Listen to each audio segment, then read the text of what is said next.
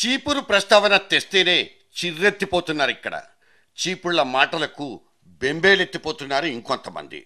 ఇక్కడికొచ్చి ఊడ్చే మాటలు ఎలా ఉన్నా అనవసరంగా తమ తమ ఓట్ల బ్యాంకుల్ని చీల్చేసి ఎగస్పార్టీలకు ప్రయోజనాలు కలిగిస్తాయే తప్ప ఇంకేమీ కాదంటూ చికాకు పడిపోతున్నారు ఇంకొంతమంది. ఆమ్ ఆద్మీకి అసలు ఇక్కడంత సీనే లేదంటూ తోసిపుచ్చుతున్నారు. పార్టీల అంతరంగాలు ఇలా ఉంటే ఢిల్లీలో జరిగిపోయిన మార్పు ఇక్కడ జరిగిపోతే కనుక తమ జాతకాలు మారిపోతాయన్న ఆశలతో ఇంకొంతమంది రాజకీయ ఆశావహులు ఊహలకు రెక్కలు కట్టుకునే పనిలో పడ్డారు. మొత్తానికి ఈ చీపురు ఇక్కడ రంగప్రవేశం చేస్తుందా? ఒకవేళ చేస్తే పరిస్థితి ఎలా ఉంటుంది?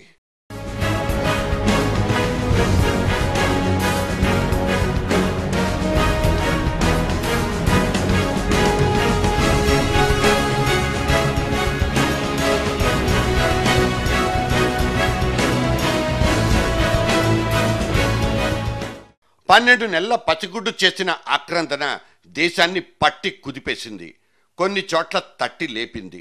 ఇదేదో విప్లవం కాకపోవచ్చు కానీ కోట్లకు కోట్ల రూపాయలు ఖర్చు చేసి కులబలంతోనూ కండబలంతోనూ రాజకీయాలు చేసిన చాలా మందికి మొన్నటి ఢిల్లీ ఎన్నికల ఫలితాలు ఒక పెద్ద చెంపపెట్టు. ఈ విజయాన్ని అన్నా సైతం అంత సులభంగా జీర్ణించుకోలేకపోయారనే చెప్పుకోవాలి. కొంతమందికి మింగుడు పడలేదు కూడా.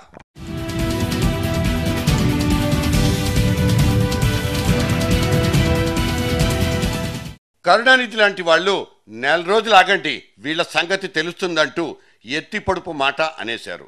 బీజేపీ అయితే నోరు తూలకుండా ఒక్కరోజు గడపలేదు. సంఘ్ పరివార్ మనుషులైతే ఏకంగా ఆమ్ ఆద్మీ పార్టీ ఆఫీసు మీదకే దాడికి దిగిపోయారు. రాహుల్ వంటి వాళ్ళు మాత్రం ఆ పార్టీ విజయానికి ముచ్చట పడినట్టే కనిపిస్తుంది. ఆ పార్టీని అనుకరించడానికి పనికొచ్చే విషయాల్ని గుర్తించాలంటూ సన్నిహితులకు చెప్పుకున్న వార్తలు వచ్చాయి. ఒక్కో రోజు గడుస్తున్న కొద్దీ, ఎన్నికల గడువు దగ్గర పడుతున్న కొద్దీ కాంగ్రెస్ బీజేపీల మాటల్లో తేడాలు మాత్రం బాగా కొట్టొచ్చినట్టు కనిపిస్తున్నాయి. కాంగ్రెస్ తన మాటల్ని ఆచితూచి వదులుతుంటే బీజేపీ మాత్రం సానబెట్టేస్తోంది. మొన్నటికి మొన్న ఈ యాప్ నాయకుడు సీనియర్ న్యాయవాది ప్రశాంత్ భూషణ్ కాశ్మీర్ వ్యవహారంలో చేసిన కామెంటుకు బీజేపీ నుంచి నిప్పులే కురిశాయి. ఇక ఆర్ఎస్ఎస్ కార్యకర్తలైతే ఏకంగా రాళ్లే వేసి భౌతిక దాడులకు పాల్పడ్డారు. ఇవన్నీ చాలా జాగ్రత్తగా గమనించాల్సిన విషయాలు.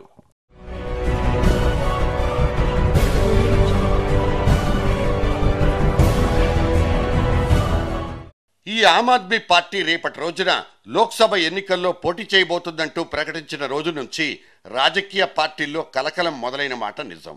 ముఖ్యంగా ఉత్తరాదిన సంచలనం మొదలయ్యింది. పెద్ద పార్టీల మాటలు అలా ఉంచితే చిన్నా చితకా పార్టీలు, ఇండిపెండెంట్ అభ్యర్థుల ఆలోచనల్లో మార్పు మాత్రం కనిపిస్తోంది. ఆ పార్టీ సభ్యత్వానికి గిరాకీ పెరిగింది. ఆ పార్టీ టిక్కెట్లు ఆశించే వారి సంఖ్య కూడా అనూహ్యంగా పెరిగింది. రాష్ట్రాల్లో పార్టీ శాఖల ఏర్పాటు, విస్తరణ వంటి వ్యవహారాల పట్ల ఆసక్తి కూడా పెరిగింది. మొన్నటి దాకా వెబ్సైట్లో కార్యకర్తల నమోదు కార్యక్రమాన్ని తాత్కాలికంగా ఆపేసిన ఆమ్ ఆద్మీ పార్టీ తిరిగి పని మొదలుపెట్టింది. ఇవన్నీ ఒక ఎత్తైతే ఆదివారం నాడు జరిగిన జాతీయ కార్యనిర్వాహక వర్గం పార్లమెంట్ ఎన్నికల గురించి చర్చించడంతో దేశవ్యాప్తంగా ఎక్కడెక్కడ పోటీ చేయాలనే అంశాలు చర్చకొచ్చాయి. అయితే ఆయా రాష్ట్రాల జాబితాలో ఆంధ్రప్రదేశ్ లేదనే వార్తలు వచ్చాయి. అంటే ఈ రాష్ట్రంలో నెలకొన్న రాజకీయ వాతావరణంలో ఆమ్ ఆద్మీ తనకు భవిష్యత్తే లేదని భావిస్తోందా, లేక లోక్సత్తా లాంటి పార్టీలతో జతకట్టాలని ఆలోచిస్తుందా తెలీదు. అసలు వాళ్ళ రాష్ట్రంలో ప్రధాన అంశంగా మారిన విభజన సమైక్యాలపైన ఆమ్ ఆద్మీ పార్టీ అభిప్రాయాలు ఏవన్నది మనకు తెలియదు. ఆ మాటకొస్తే విభజన విషయంలో విస్పష్టమైన వైఖరితో ఆ పార్టీ ముందుకొచ్చే అవకాశాలు కూడా అంతగా లేవనే చెప్పుకోవచ్చు.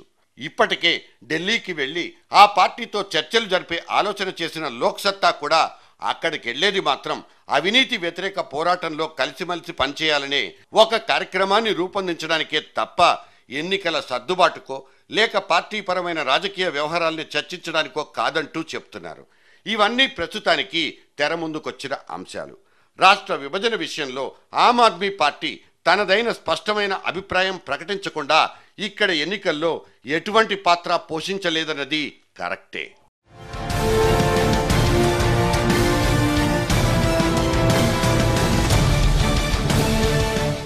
2009లో జరిగిన ఎన్నికల్లో ప్రజారాజ్యం, లోక్సత్తా వంటి పార్టీల పోటీతో ఎవరెంతగా లబ్ధి పొందినా నష్టపోయింది మాత్రం తెలుగుదేశమే.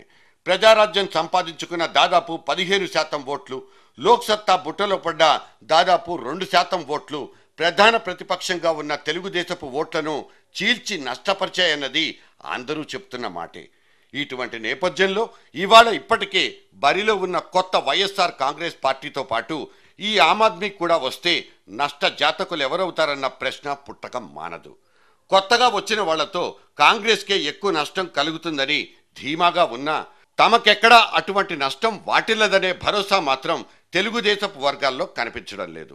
అంతేకాదు, రేపటి రోజున బీజేపీతో కనుక తెలుగుదేశం పొత్తు ఖరారైన పక్షంలో ఆమ్ ఆద్మీ పార్టీ కూడా ఒక బలమైన పార్టీగా అవతలి పక్క నుంచి దేశం పార్టీ మీద కూడా దాడి చేయక తప్పదు.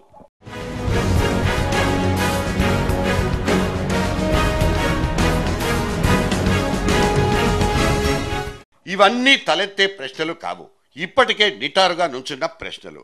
చాప కింద నీరులా ఆమ్ ఆద్మీ పార్టీ రాష్ట్రంలో ప్రవేశించే అవకాశాలు అంతగా లేనప్పటికీ ఉత్తరాదిన గనక బలమైన ఒక ప్రభంజనంలా మారితే మాత్రం ఇక్కడోళ్ల కొంపలు కొల్లేరైపోవడం ఖాయం. ఈ కీడుల్ని అతి జాగ్రత్తగా ఎంచుకునే పని పార్టీల్లో మొదలయ్యుండాలి. అయిందో లేదో వాళ్ళకే తెలియాలి. మొన్నటికి మొన్న కడపలో ఆమ్ ఆద్మీ పార్టీ కోఆర్డినేటర్గా ఓ 200 మందితో పెట్టిన చిన్నపాటి సమావేశం ఒక పెద్ద వార్తై కూర్చుంది. జగన్ కోటలో ఆమ్ ఆద్మీ అంటూ రాతలు కనిపించాయి. ఇటువంటి వార్తలకు అంతటి ప్రాధాన్యం ఇవ్వాల్సిన అవసరం లేకపోయినా ప్రజల ఆలోచనల్లో మార్పు రావడానికి, అదొక ప్రభంజనంగా మారడానికి కొన్నిసార్లు అట్టే సమయం అవసరం లేదు. దాన్ని మనం రాజకీయాల్లో గాలివాటం అనుకున్నా, ఇంకో పేరు పెట్టుకున్న అభ్యంతరాలు లేవు. కానీ మొత్తం మీద అటువంటి పరిస్థితులు ఖచ్చితంగా సాధ్యమవుతాయన్నది చరిత్ర రుజువు చేసిన సందర్భాలున్నాయి. మొన్నటికి మొన్న ఢిల్లీలో ఆమ్ ఆద్మీ పార్టీ విజయోదంతమే ఒక సాపథ్యం కూడా. అయితే గ్రామీణ ప్రాంతాల్లో, ముఖ్యంగా మన రాష్ట్రపు గ్రామీణ ప్రాంతాల్లో ఈ భావోద్వేగాలు, ఆలోచనల్లో మార్పులు, ఓటింగ్ సరళులు అంత సులభంగా మారతాయా అన్న ప్రశ్నలు ఎలానో ఉండనే ఉన్నాయి. ఇక ఇదే పార్టీ ఢిల్లీలో అధికారం చేపట్టడానికి కాంగ్రెస్ సహకారం తీసుకోవడాన్ని కాంగ్రెసేతర రాజకీయ పార్టీలు తేలిగ్గా జీర్ణించుకోలేకపోయాయి. రేపటి రోజున ఈ పార్టీకి ఓట్లేస్తే అవి కాంగ్రెస్కి వేసినట్లేనన్న ప్రచారం ఖచ్చితంగా జరిగే అవకాశాలు లేకపోలేదు. ఇన్ని నేపథ్యాలు, ప్రస్థానాల్ని దాటుకుని ఎదురొడ్డి ఈ ఆమ్ ఆద్మీ చీపురు కట్ట ఒద్దికగా నిట్టారుగా నిలబడుతుందా? నిలబడకపోయినా సరే ధీటైన పోటీ ఇస్తే మాత్రం మిగతా పార్టీల విజయావకాశాల మీద ఖచ్చితంగా దెబ్బే. ఊడ్చడం మాటేమో గాని చీపురు దెబ్బకు సొట్ట మాత్రం ఖాయం.